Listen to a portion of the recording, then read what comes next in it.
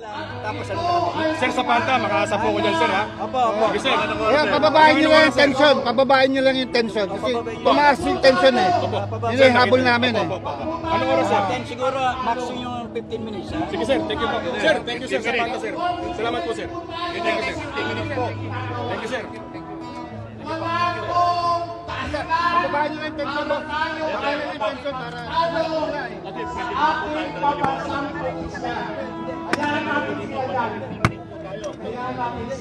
Okay, sige, kantahan natin sila.